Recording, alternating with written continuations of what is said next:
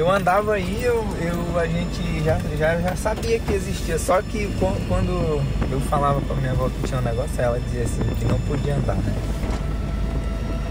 A gente não podia andar só aqui nesse trecho. Tipo, as passagens são aqui, né? Sim. Que dava acesso por lá, não tinha esse trecho ainda por cima aí. E aí a gente só vinha pra cá se fosse acompanhado.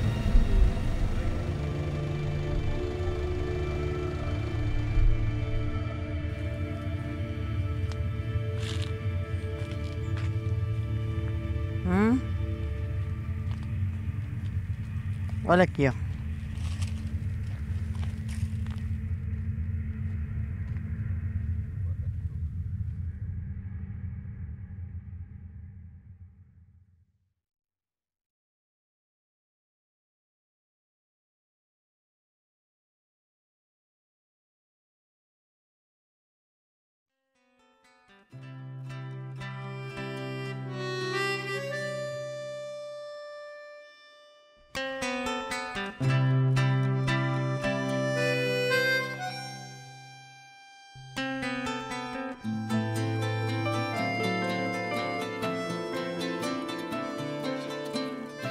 Nossa infância sempre foi muito de brincar na natureza. Na época dos anos 70, 80, os feriados que haviam, a gente, em vez de ficar em Boa Vista, Carnaval, Semana Santa, a gente sempre ia pescar. O pai tinha uma rural, né?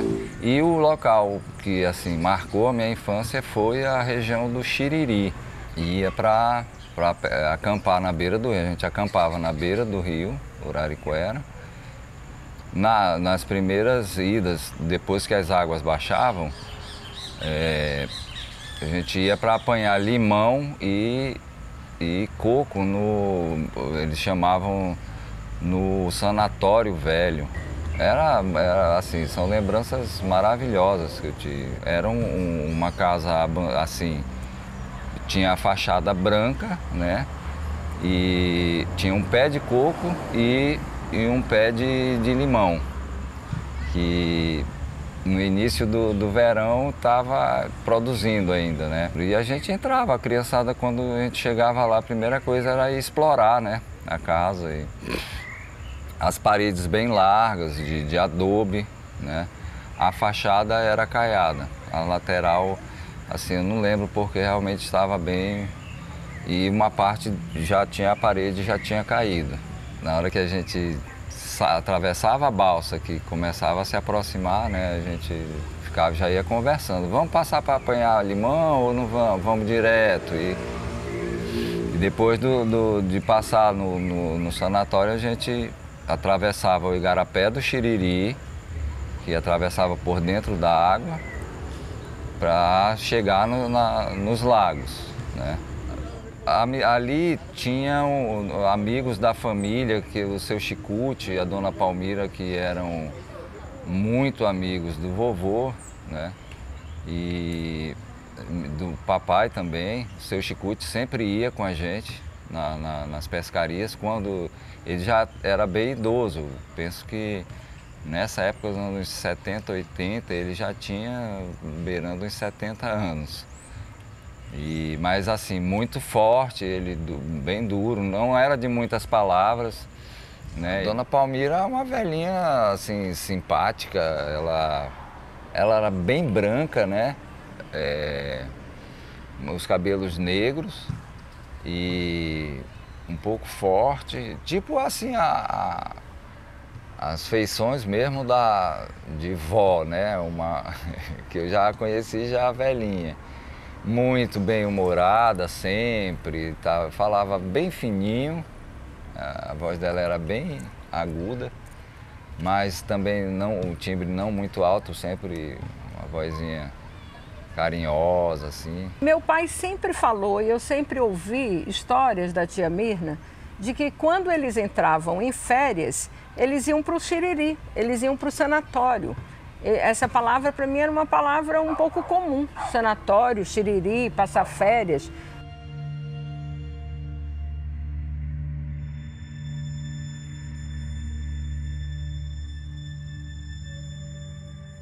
Eles moravam aqui próximo ao São Pedro, mas já ainda é centro ali, eu acredito. E a gente sempre, dia de domingo, ia visitá-los, né? A casa era uma casa simples, um terreno bem grande. E morava ele e a dona Palmira, mas haviam muitos indígenas, assim, que a gente percebia que eles criaram ou ajudaram, né? E essa história que a gente começou depois de algum tempo a assimilar como eles, o seu Chicute era do Serviço de Proteção ao Índio, né? As meninas já tinham já de idade, já acima de 18 anos, a maioria. Tinha a Maria do Carmo, tinha a Dina, que penso que veio de lá, trabalhou muito tempo com a vovó, já na casa da vovó. Tinha a Maria Hilda, a Deolinda, e tinham os meninos, tinha o Ajurimar, eu lembro bem do que o nome era, e Paulo. Assim, tinha a casa do seu Chicute e Dona Palmira e havia um alojamento assim do lado, perto, tinha uma mangueira muito bonita, muito frondosa, que eles moravam nesse alojamento. Aqui em Boa Vista? Aqui em Boa Vista. Era grande a casa? A casa não era tão grande, mas o terreno era bem grande mesmo.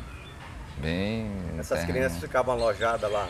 Já não eram crianças, eram já de adolescentes para adultos, né? Egressos do sanatório? Eu penso que sim, ou do sanatório ou do tempo que ele, seu Chicute, trabalhou no Serviço de Proteção ao Índio, né? Porque eles, assim, não tem notícia assim dos pais deles, né?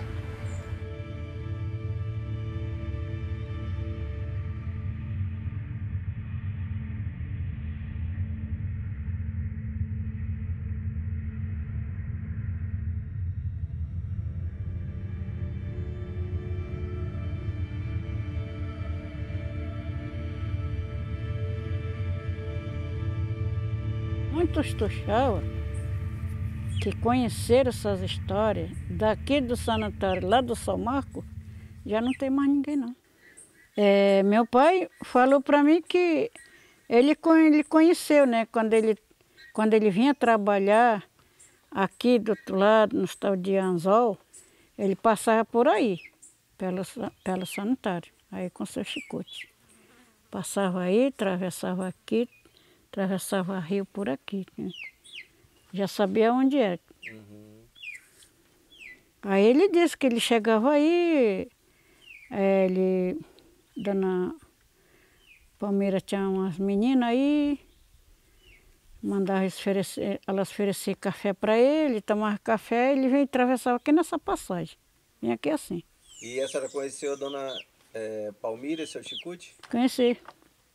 Eles cuidavam dessa fazenda aí, do sanatório, né? Sim.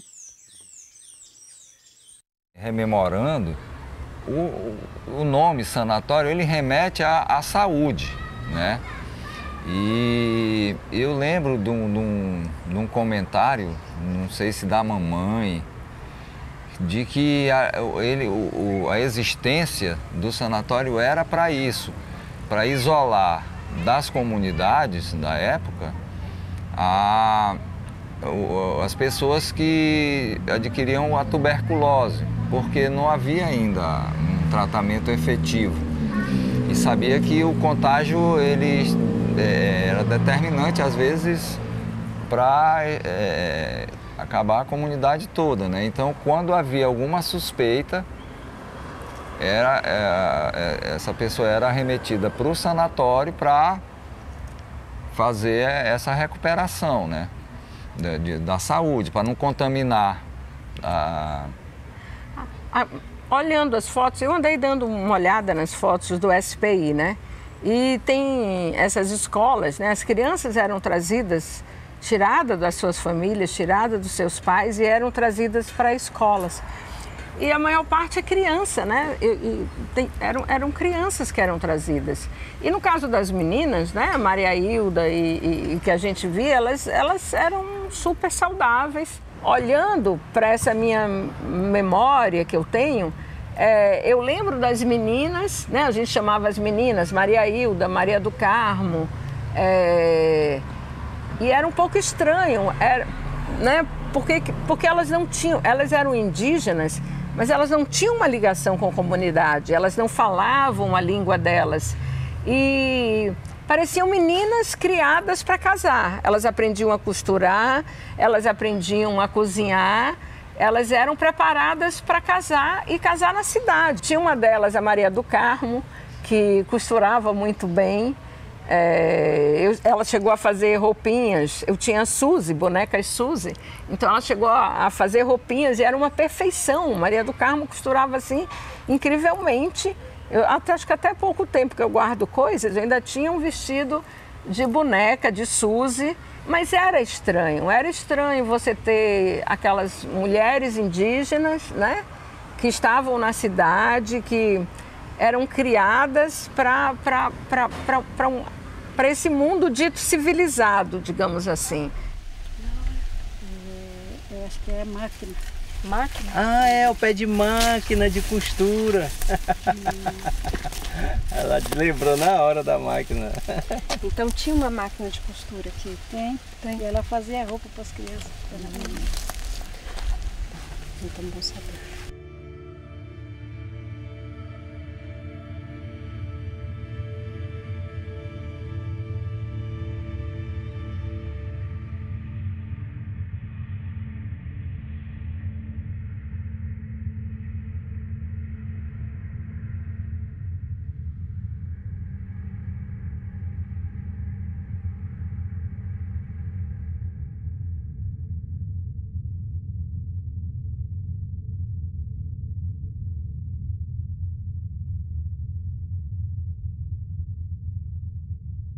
Como foi que o senhor conheceu o sanatório, esse lugar? Esse lugar eu conheci com meu pai. Eu sempre vim aqui. Como era o nome mesmo do local? O sanatório. Tinha mais algum nome? Não. Eu tinha só esse sanatório e o Xiriri aí. Xiriri. É. Quantas crianças tinham lá mais ou menos, ficavam? Não me lembro, acho que na época era criança assim, quase assim da meia idade, né? 9 no máximo. Essa velha gostava de criar. Eu chegava na comunidade assim, pegava 2, 3, que nesse moleque ali, aí dizia pros pais, né? Eu vou levar fulano aqui, essa criança quer ir comigo? Aí eu vou dar o sal, a roupa para vocês, trocado assim, essas coisas assim. Quem era essa mulher? Essa é a dona Palmira. E quem era? Ela era casada com quem? Eu sou Chicute. Eles trabalhavam para algum órgão? Eles trabalharam, acho que era para essa FUNAI. Eles faziam casamento. Nessa época eles faziam casamento. Assim, do índio, né? Do índio. Dos parentes eles faziam casamento. Eles criavam, aí fazia. Estava em certa idade, fazia casamento. Aí saía fora. Pegava outra remessa de novo de criança. Não sei como é que os pais davam, né? Acho que não sei. Cada um tem sua opinião, né?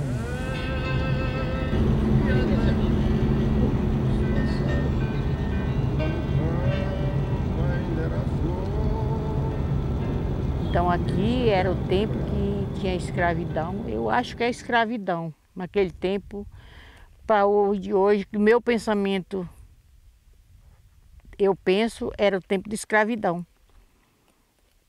Os caboclos que pegavam, os brancos que pegavam filho dos caboclos, era só para escravidão. Fazer as coisas. Não era para estudar. Começaram a estudar em São Marco. Mas aqui não era para estudar. Eu tenho certeza que não era para estudar. Porque se fosse para estudar, ficava toda a vida aqui. Né? Eu não vi nem dizer que saiu um professor daqui. Não vi também, né? Mas por que a sua avó dizia que não podia vir aqui? Porque ela sabia, assim, de uma história que ficou guardada, né? As pessoas foram enterradas, gente lá, só que ela nunca falou isso. Né? Não sei se ela não sabia, né? Porque quando eles começaram a morar, era recente, eu acho, assim, as cruzes, né? O cercado onde era.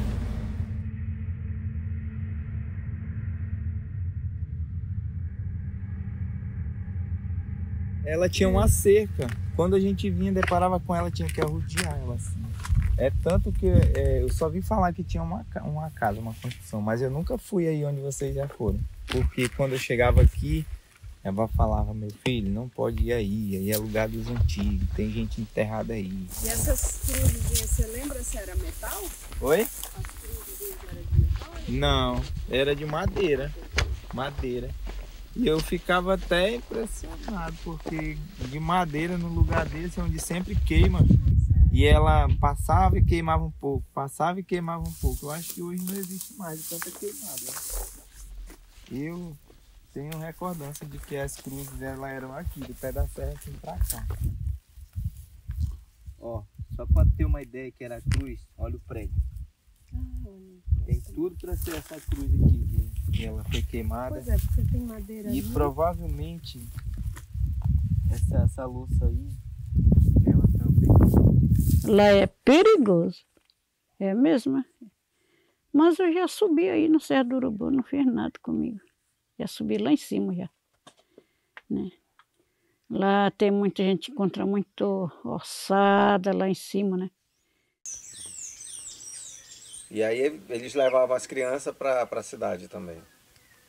E lá, é isso? E levam para lá.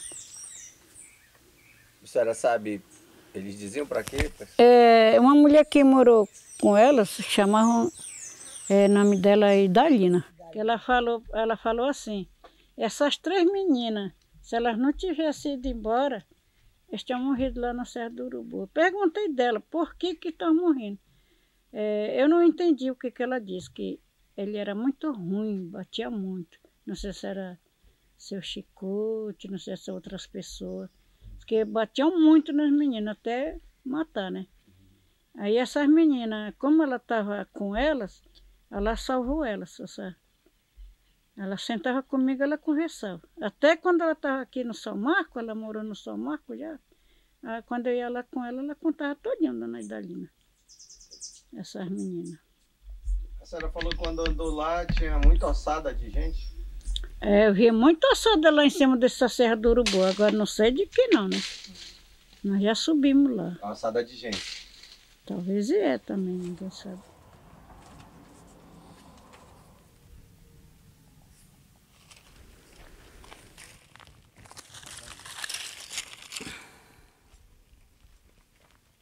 Isso é o quê? É um arame. É arame. Arame antigo? É um arame antigo. Olha como é tão bruto. É muito antigo esse arame aqui. Eu acho que esses arames são de cemitério. Cercar cemitério. Isso eu era jovem, bem novinha, de 10, 12 anos, quando aconteceu isso aqui. O que aconteceu? Que aconteceu, que eu andei por aqui, vendo cemitério, vendo minha mãe fazer medo para mim. O que sua mãe falava? Que falava que não era para mim andar para cá, que tinha gente morto para cá, que as crianças, para mim não vir, senão ia acontecer comigo, o mesmo que aconteceu. Aí eu imaginava o que era que aconteceu com os meninos, não sei o que foi que aconteceu. Hoje eu entendo, minha mãe dizia que se nós viéssemos para cá, ia acontecer mesmo o que aconteceu com os meninos. E aí, mas o que foi que aconteceu com os meninos? Morreram, né? Não sei de quê. E hoje eu digo assim, eu estou hoje aqui passando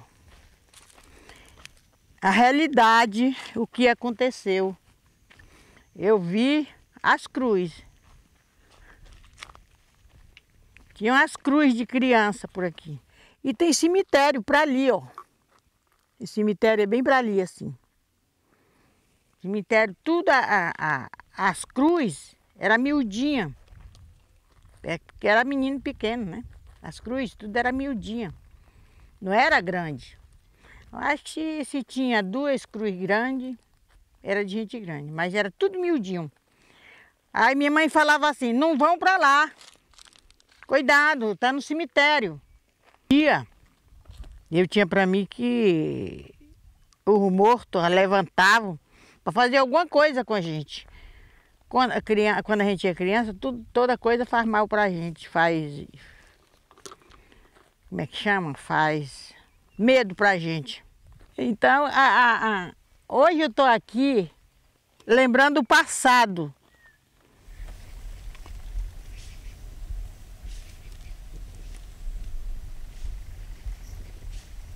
A arqueologia do presente faz parte de correntes teóricas dentro da arqueologia mais recentes que buscam trabalhar com eventos históricos mais recentes, em períodos mais recentes. Trabalha frequentemente com outras áreas da arqueologia que estão relacionadas à arqueologia forense, à arqueologia histórica. É uma área da arqueologia que é profundamente engajada politicamente, também buscando evidências materiais de muitos eventos que não estão relatados também. Voltando à ideia da arqueologia do presente, a história oral ela é essencial, né? Então a ideia da gente conversar com várias pessoas, tentar ativar a memória de várias pessoas, cruzar essas informações entre diferentes interlocutores e também cruzar isso com os dados históricos, os documentos que a gente tem é essencial. Nesse caso, a gente percebe que a maior parte das informações estão, de fato, na oralidade, elas não foram escritas ainda. Nesse momento, a partir dos relatos, mas também a partir da documentação do SPI, a gente consegue identificar pelo menos 2 sanatórios, né? Um mais antigo, que eventualmente entra em desuso, e aí se inicia um mais recente. Então, pelo que a gente consegue perceber, eles não funcionaram simultaneamente. O que me chamou muito a atenção quando a gente estava nas comunidades é que o local, né, os locais desses sanatórios são locais de muito medo, onde as pessoas vão relatar, os próprios tuxauas vão relatar que são locais que eles não vão caçar, são locais onde tudo dá errado, né, onde até os animais teriam medo desses locais. Então, a gente percebe que mesmo se hoje a gente tem vários indígenas das comunidades, Vista Nova, por exemplo, que não lembram da palavra sanatório e do local, eles lembram do medo do local. E isso é extremamente sintomático. As crianças, pelo que a gente conseguiu mapear, e principalmente que os trabalhos também do Paulo Santilli, antropólogo, apontaram, elas são forçadamente enviadas a vários sanatórios e internatos, tanto dentro da TEI São Marcos quanto dentro de Boa Vista, né? Pelos relatos também, a gente vê que se o intuito era um intuito educacional, ele não parece ter sido realizado. O que a gente vai ver são principalmente relatos das crianças trabalhando de maneira forçada, tem algumas denúncias que são apresentadas no próprio relatório do SPI, falando de casos de estupros contra as meninas.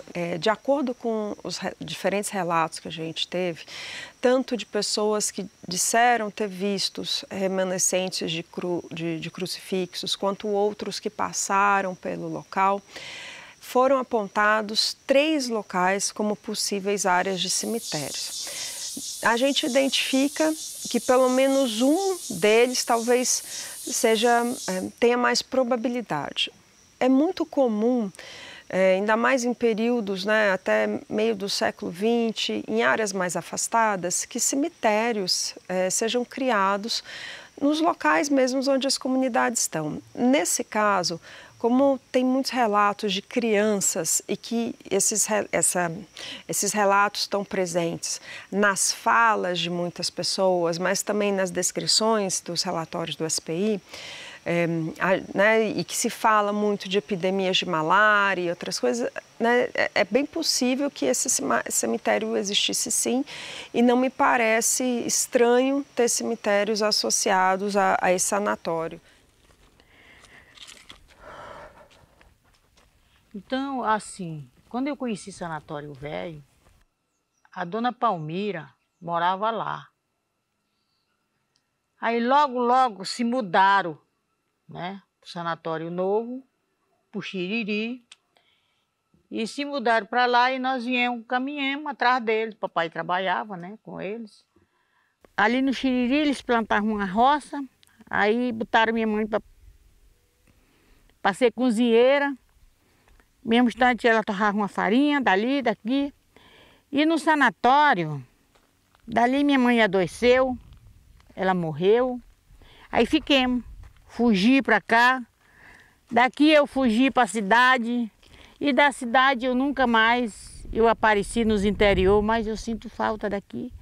Eu tenho uma coisa comigo hoje, um trauma comigo. Né? Eu tenho um trauma comigo. Procuraram me entender, ainda não descobriram. Eu tenho um trauma comigo. Com as pessoas que maltratam da gente. Quando a gente não tem ninguém no mundo. Eu acho que era assim as crianças. Que tem os pais que dá, né? Porque o fulano é fazendeiro, eu vou dar para o fulano. Porque o fulano é bem de vida, eu vou dar para o fulano. Mas não é bem assim. Né? Não é bem assim, como as pessoas pensam. Minha mãe me entregou bem novinha para um velho, diabo de um velho. Acho que ela adivinhava que ela ia morrer, né? Acho que ela adivinhava que ela ia morrer. E morreu, me entregou para ele. Aí fiquei só, trabalhando para os outros. Eu cozinhava numa panela, não era nem panela, na lata de leite e minhas colheres eram tudo ferrujadas. Ai, meu Deus, quando eu me lembro disso eu acho graça da vida que eu vivo hoje. A panela, a lata, colher enferrujada, prato enferrujado. Esse caboclo me judiava, me batia, bebia cachaça, fazia as coisas dele só para beber cachaça. Não sei onde achava tanta cachaça daquele jeito. E eu apanhava. Eu ia para o garapé. Não tinha nem ninguém. Quando eu ia para o garapé, que eu demorava um pouco lavando o mulambo velho, aí ele dizia que eu estava trepando com macho. É, porque você tem macho lá, tá esperando macho. Macho, só sou tamanduá. Estava no garapé. Aí. Quando eu cheguei, ele vinha chegando. Os outros caboclos que estavam bebendo por aí, sei lá por onde, não sei por onde achavam cachaça, porque ali não tinha bar por aí. Não existia bar, não sei onde achava cachaça. E aí quando ele chegou, eu vinha do garapé, mas meu irmão, mas esse meu menino que eu estava falando, e vinha chegando. Quando eu vi, eu estava com a coisa na cabeça assim, que tinha arrumado uma bacia da vizinha. Quando eu vi, me enforcou assim. Estava no garapé, o macho, assim, o macho, Deus do céu. Aí eu não vi mais nada, eu caí no chão, levei uma queda de minha cabeça, me enforcamos. Aí meu irmão teve uma ideia, passou a mão por debaixo assim, puxou dos olhos dele, ele caiu do outro lado. Caiu lá com dor, e aí eu pelejou para me levantar, até que consegui levantar, corre, corre antes de ele levantar. Era 6 horinhas, já estava escurecendo. Para onde nós vamos, minha irmã? Bora, mana, fugir daqui, bora para casa de fulano lá em Boa Vista. Ele já conhecia. Bora, mano. Aí acho que era um dia de quinta-feira, de levar banana para feira. Aí fugimos. Chegamos lá, o jipe vinha longe assim que me vinha ali. Corre, mano, vai ver o jipe. Aí... A senhora foi dada para esse homem que era vaqueiro do sanatório, mais ou menos com uns 10 anos de idade, né? Mais ou menos 10 anos, 9 anos. Só que eu era dessas meninas assim, magrinha, altinha, sabe? Eu não tinha nem menstruado ainda. Eu não tinha nem menstruado ainda. Eu menstruei a troco de homem. Não sei o que é menstruação. Eu acho que quando eu menstruei, eu engravidei. Porque ele era velho já, ele tinha uns 50 anos já. A senhora brincava aí? Eu nunca brinquei.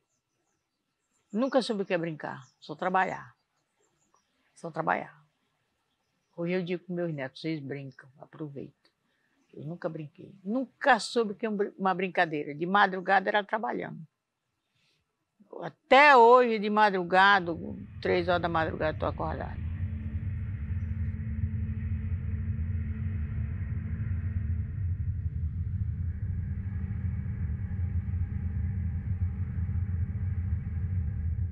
A gente precisa esclarecer, até porque se isso realmente for de fato verdade, isso foi um crime contra a humanidade, né? E nós, povos indígenas, precisamos ser, digamos, reparados com relação a isso.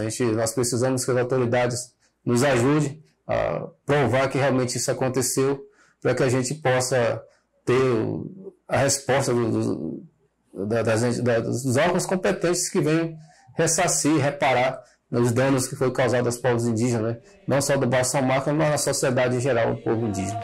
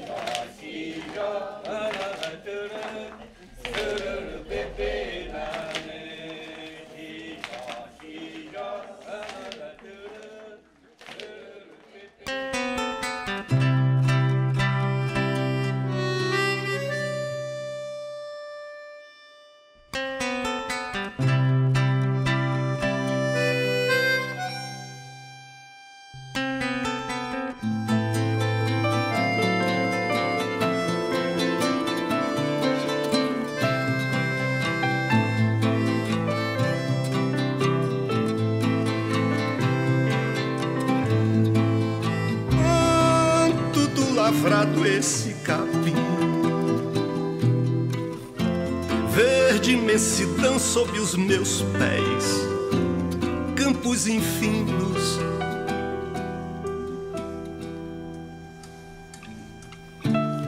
um barulho de poeira atrás, novidades, ressonâncias de relincho de cavalo e mugido de boi. Era um gado que chegava no longo lobo da almada, introdutor da pecuária. E boi.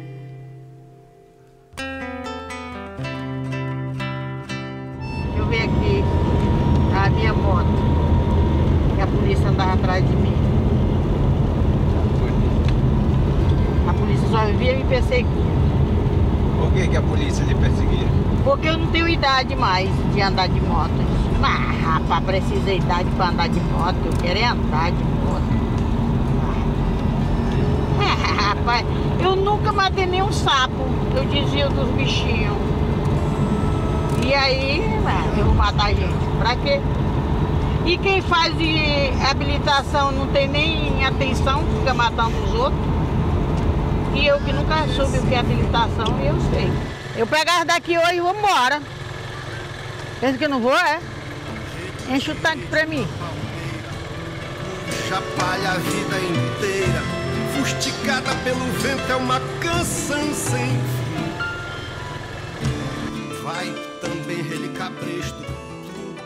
amado